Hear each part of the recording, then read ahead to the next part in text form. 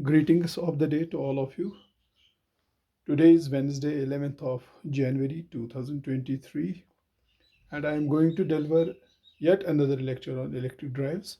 That's lecture number lecture number 6.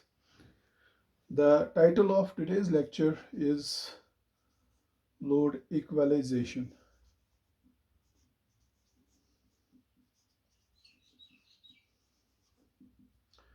I'm going to discuss a very important concept of load equalization with you. Now, we have already studied about different types of loads. Like, if you remember, in one of the early lectures, I discussed with you about a type of load which demands constant torque. Like, if you remember, we have discussed about constant torque load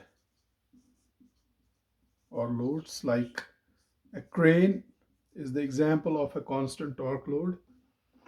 A hoist is also an example of constant torque load. A lift is also an example of a constant torque load. If you remember, just to brush up your memory, this is the torque speed characteristic of a constant torque load. Okay, with a variation of speed over wide range, the torque remains constant. The examples of constant torque loads are crane, hoist, and lift. Similarly, if you remember, we have also discussed about constant power loads. Constant power loads. One of the examples of constant power loads is cloth winder, a cloth winder. So example is cloth winder, which I have already discussed with you in one of the classes. And another example is traction load, like electric traction. And the torque speed characteristics are somewhat like this. This is torque versus speed. The torque speed characteristics of constant power load are like this. As you know, torque varies, speed also varies. I mean, if torque increases, speed decreases, and vice versa, and power remains constant. Here P is constant, whereas in this type of load, T is constant. So the example of constant power loads are cloth winder, traction. We have also studied about other types of loads, like if you remember, a pump, fan, blower type load. Blower type loads, and what type of characteristics these type of loads exhibit. I mean, torque speed characteristics. In these types of loads, torque is directly proportional to square of the speed, or T is equal to K omega m square. So these loads have these types of torque speed characteristics. They have this type of torque speed characteristics. Okay, so the torque speed characteristics of these types of loads, where torque varies as square of the speed, like this. Examples of this type of load are pump, fan, blower, and so on.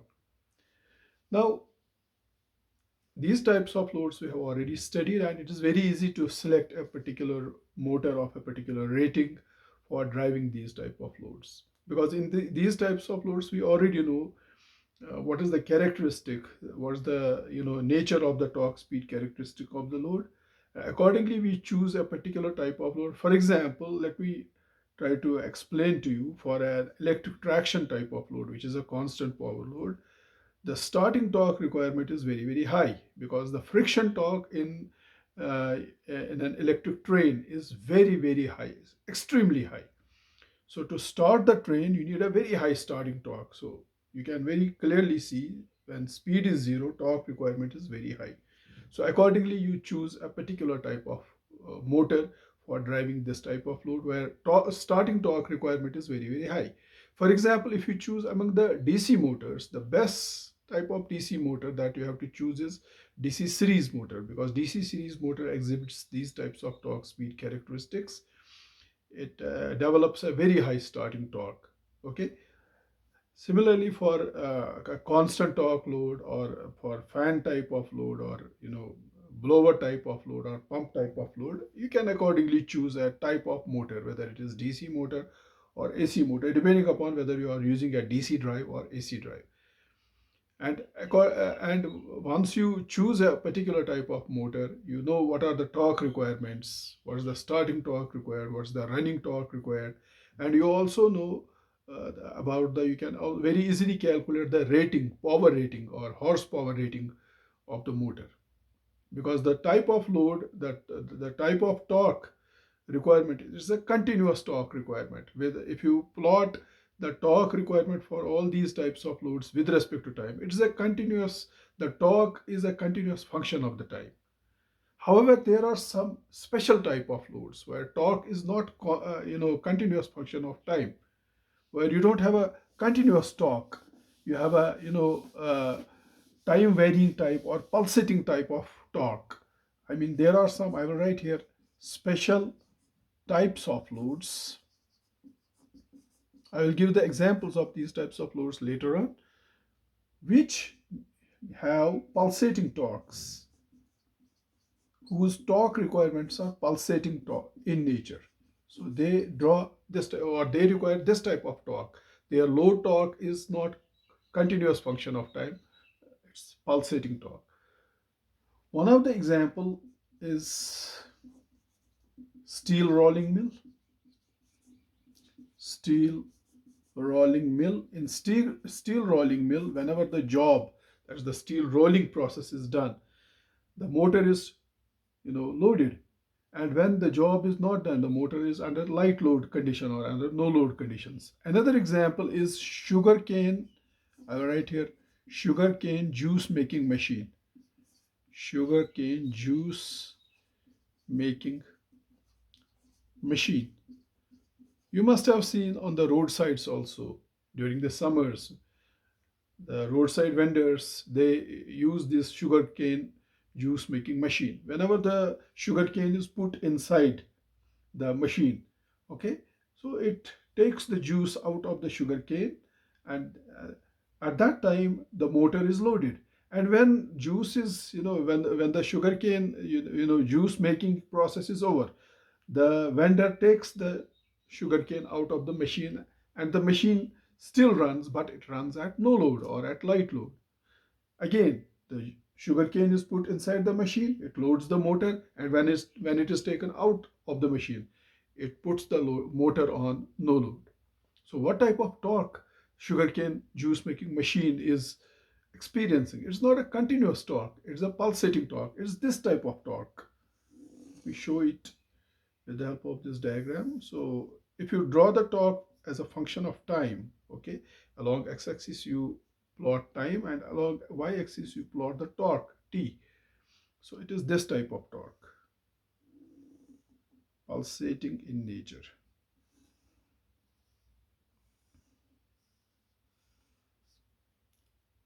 So when the sugar cane is put inside the machine and juice making process takes place, the motor is loaded and maximum torque or high torque, TLH means high load torque, is demanded by the load, or motor develops this much of torque, which is the maximum torque. And when sugarcane is taken out of the machine after the juice making process is over, what is the load on the machine? It's almost no load or very light load, and the torque requirement is TLL, that is load torque. The time for which sugarcane process takes place, or for which the high load is on the motor, let's call that time as TH. And the time for which there is no sugarcane, there is no juice making process taking place, or there is no load on the motor, we call that time as TL, L for low.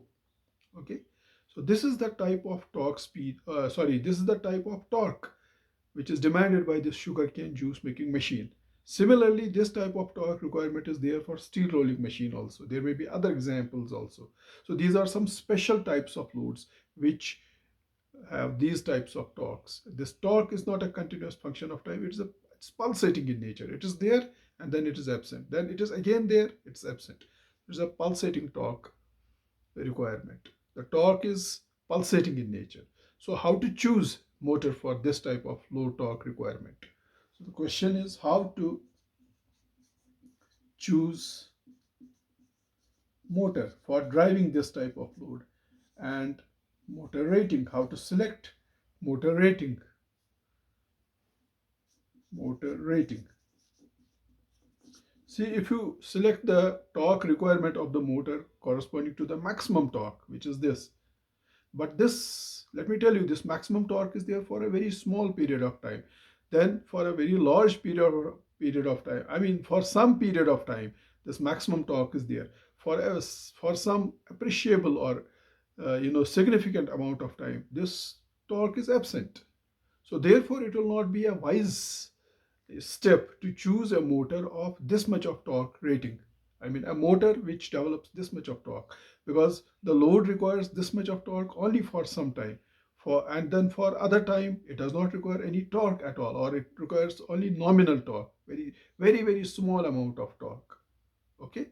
So if you choose a motor which develops this much of torque, which is the maximum load torque requirement, the rating of the motor will be very high, and it will be very costly machine, and it will be very difficult to justify that type of motor for this type of load. So therefore, what should be the nature of motor torque characteristic? The motor should have this type of characteristic. Let me show you this type of characteristic. This should be the torque characteristic of motor. T means motor torque.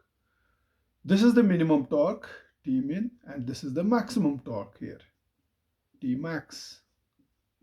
Similarly, this is T min and this is T max. And now you can see, although the load torque is highly pulsating in nature, the torque developed by motor has very low pulsations or very low ripples. It is more or less smooth in nature. Okay, how to make it smooth? I will come to that in a minute's time. Now the question is, will this type of motor developing this type of torque be able to drive your load?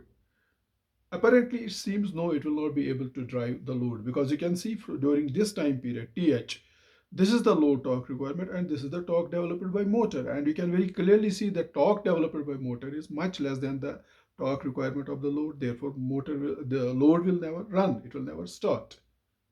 Okay. So what is the solution? The solution is that if you want that motor should have this type of load, this torque characteristic. The question is why we prefer this type of characteristic, because this type of characteristic is smooth, torque characteristic smooth, and the torque requirement of the motor is small. What is the maximum torque that the motor develops? This T max. It is much less than TLH. So the maximum torque developed by motor, T max, is much less than the maximum torque requirement of the load. So therefore, you can choose a motor of low torque rating and hence low power rating. So therefore, low power rating motor can be chosen. Low power rating motor can be chosen or can be selected. So that will this will reduce the rating of the motor and hence cost of the motor. And when it reduces when you use the low cost motor, the overall cost of the drive decreases. The question is, during this period, TH period, if the motor torque developed is less than the load torque, and if the motor torque developed is less than load torque, the load will never start, it will never run. Okay. How can we solve this problem? This problem can be very easily solved by using this mechanism. Let me show you. You have a motor. This is the electric motor. It may be a DC motor or an AC motor, depending upon whether you are using DC drive or AC drive. This motor is driving the load. This is the load. Load may be against steel rolling mill, or it may be a juice making machine, sugarcane juice making machine. Then what we do is that this load is coupled with a large flywheel. This is flywheel. Flywheel is coupled to the shaft of the load. So what happens when the motor develops torque T?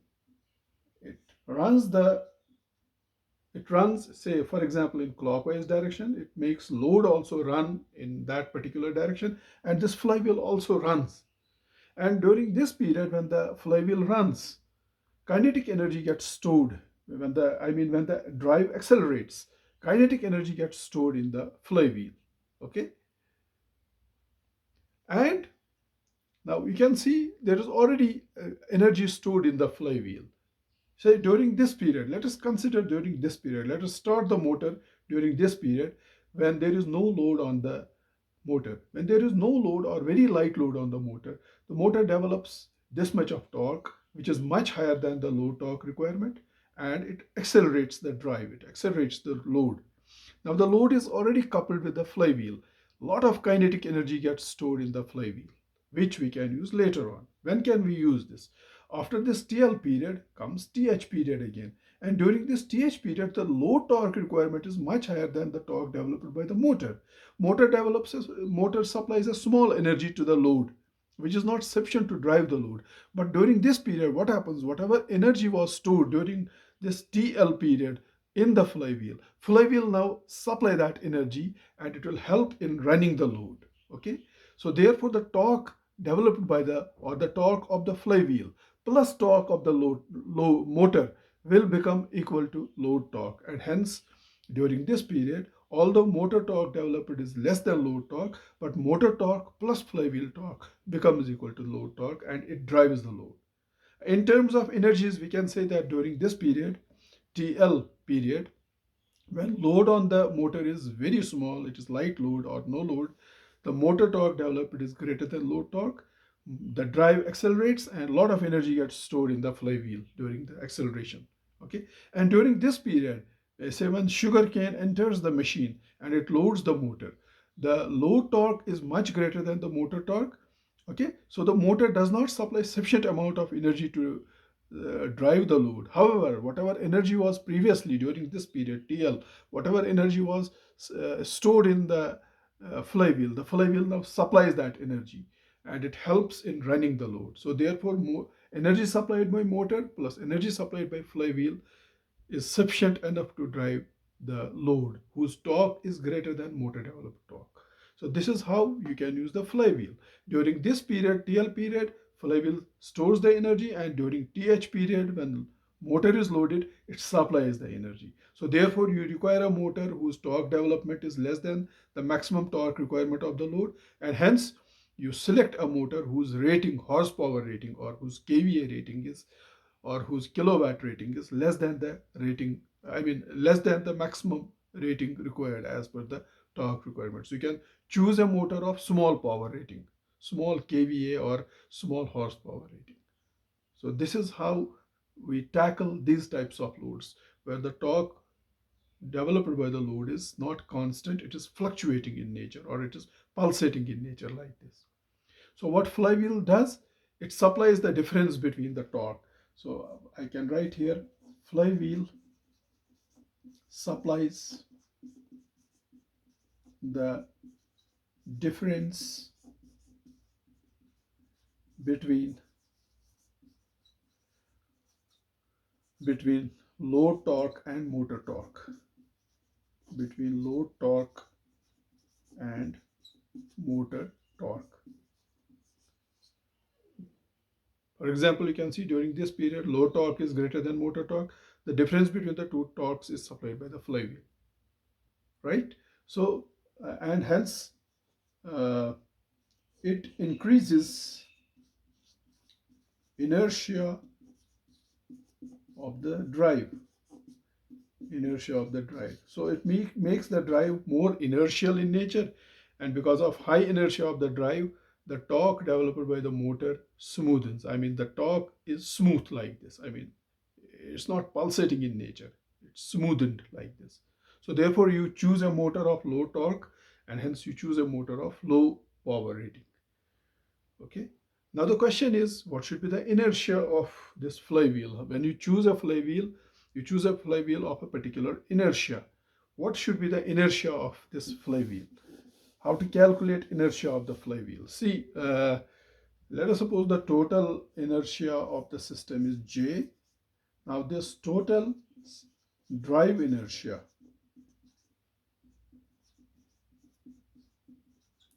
J, is given by motor inertia, Jm. When I say motor inertia, it means motor plus load inertia plus inertia of flywheel.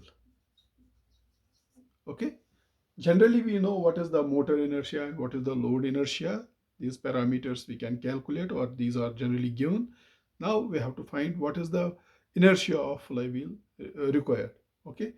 Now, to understand this, let us assume that we choose a separately excited DC motor. Let's suppose this is a DC drive, and we choose a separately excited DC motor like this, whose torque speed characteristic varies like this. Now this is omega m naught, that is no load speed, and this is the maximum torque or full load torque, and this is the speed, rated speed, omega m. So we have chosen a separately excited DC motor here for driving this type of load, and we know that the speed, rated speed omega m, is given by omega m naught minus k into t, where t is the torque developed by motor, right? So this torque speed characteristic can be governed by this equation, omega m equal to omega m naught minus k into t, where omega m naught is the no load speed and k into t is drop in speed when you go from no load to full load, right? Now let's call this equation as equation 1. I will write it again. Omega m is equal to omega m naught minus k into t. So let us differentiate it with respect to time. So d omega m by dt is equal to d omega m naught by dt minus k into dt by dt. This capital T means torque, small t means time. Now what is the no load speed? No load speed is always constant. So therefore the differentiation of constant, that is no load speed, with respect to time is 0. So therefore from this we can say that d omega m by dt is equal to minus k into dt by dt. Let's call this equation as equation 1. We also know that the torque, load torque plus inertial torque, J d omega m by dt, is equal to motor torque. We know for an electric drive, the load torque, which of course comprises of, if you see the components of load torque, it comprises of useful load torque plus friction torque. Okay, we already know. So that is the total load torque, TL, plus inertial torque, J d omega m by dt, is equal to the motor developed torque, T, right? We already know this. Now from equation 1, d omega m by dt is this. So substituting d omega m by dt from equation 1 into equation 2. So I can write here, substituting equation 1 into equation 2. What do we get? We get TL minus J, this is d omega m by dt, and what is that? That is k dt by dt. So J in k dt by t is equal to t. I have already put this minus here because minus is here. So TL plus J d omega m by dt. So J d omega m by dt is minus k dt by t. dt by dt. I have put that here is equal to t. Or I can write J k, okay,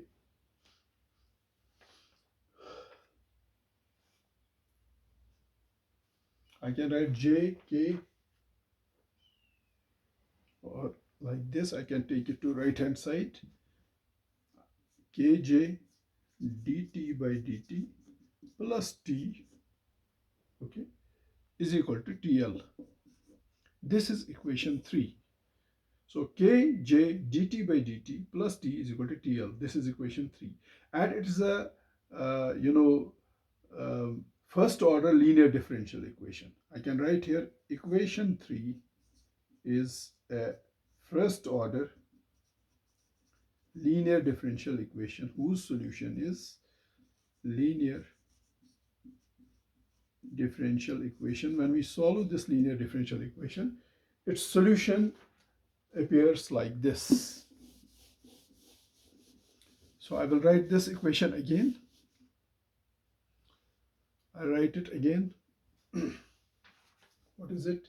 It is kj dt by dt plus t is equal to TL. This is equation 3. It is a first order linear differential equation whose solution is, let's write its solution. Its solution is T is equal to T initial, that is initial torque, plus T final minus T initial into 1 minus e raised power minus t by tau m. Let's call this equation as equation 4, where what is tau m? Tau m is equal to k into j, is time constant. It is time constant. I hope you know how to solve simple first order linear differential equations. This is the first order linear differential equation. When you solve it, it gives this type of solution. Now we must know what is T minimum and what is T initial and what is T final. Okay, and we also must know what is this tau m. Now if you take for 0 to th, if you take this interval during the 0 to th, this is 0 to th, this interval, during this interval the load is put on the motor. There is load on the motor, this much of load. The motor is loaded. During this period, what is T initial? Okay, T initial is equal to T min during this period. T initial is equal to T min. And what is T final? T final is equal to TLH, maximum load torque. It is TLH, because during this period, the maximum load torque requirement is TLH. Okay, so T initial is T min and T final is TLH. So therefore, from equation 4, when you put it in equation 4, we get T equal to T initial. T initial is T min plus T final. T final is TLH minus T initial. T initial is again T min into 1 minus e raised power minus t upon tau m. This is the solution of this equation.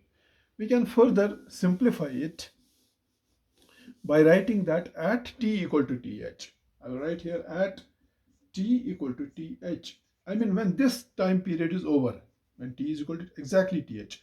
What is TL? I mean what is t min? T min is equal to t is equal to t max. At t equal to th, I mean at the end of this interval, what is the maximum torque developed by motor? That is equal to t max. So t is equal to t max. So therefore from this equation, let's call this equation as equation 5. Therefore from equation 5, what do we get? We get t. What is t? T is equal to t max.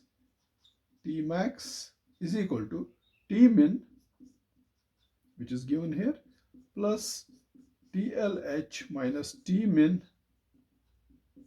into 1 minus e raised power minus t. T is equal to th, so it is minus th by tau m.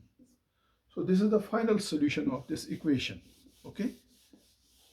So from this we can find, I mean if you find 1 minus e raised power minus th by tau m, it is equal to T max minus T min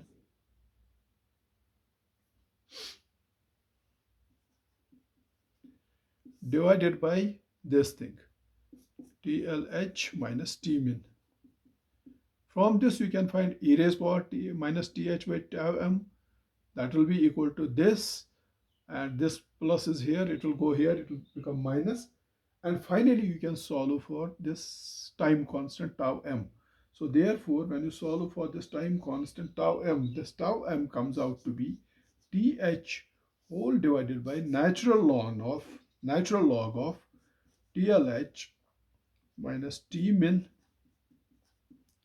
divided by TLH minus T max,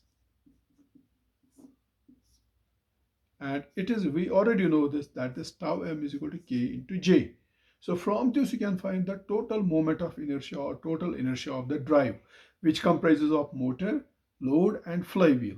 So therefore J is equal to, it is TH, this K will come here and it will divide, so it will be TH by K whole divided by natural log of TLH minus T min divided by TLH minus T max. Okay, so this is how we find the total moment of inertia. Okay, so once you know the total moment of inertia, and we can write here, we know the total inertia of the drive is given by inertia of motor plus load plus inertia of flywheel. So from this, inertia of flywheel is given by total inertia minus inertia of motor plus load. So therefore, inertia of flywheel we can very easily find, that is equal to total inertia. What is total inertia? We have just now, few moments back, found it out. It is TH by K whole divided by natural log of TLH minus T min divided by TLH minus T max. Okay, minus Jm, where Jm is the inertia of motor and load. Okay, so this is the final equation for inertia of flywheel. This is how you can choose a flywheel whose inertia is this. You know what is constant K, you know what is the time for which you put the machine on, for which it is fully loaded. You know what is minimum torque developed by motor, you know what is maximum torque developed by motor, and you also know what is the moment of inertia of motor and load. Put all the values here, you can very easily find the moment of inertia or the inertia of flywheel. This is how we can find the inertia of flywheel, and this is how you can choose a flywheel. And the job of this flywheel is to supply the difference between load torque and motor torque. Although load torque requirement is very high, you can choose a motor of lower torque development or lower torque rating and hence lower power rating, because this flywheel increases the overall inertia of the drive and hence it smoothens the motor torque, and therefore you can choose a motor of lower rating. So this is called equalization of this is called the load equalization. So therefore, in the nutshell, we can say flywheel results in load equalization. Load equalization. The difference between motor torque and load torque is supplied by this flywheel, and it results in load equalization. And with the help of this flywheel, we can increase the overall inertia of the system, and hence you can choose a motor of lower torque rating, and hence you can choose a motor of lower power rating. So that's all for today. More on it in the next lecture. Thank you.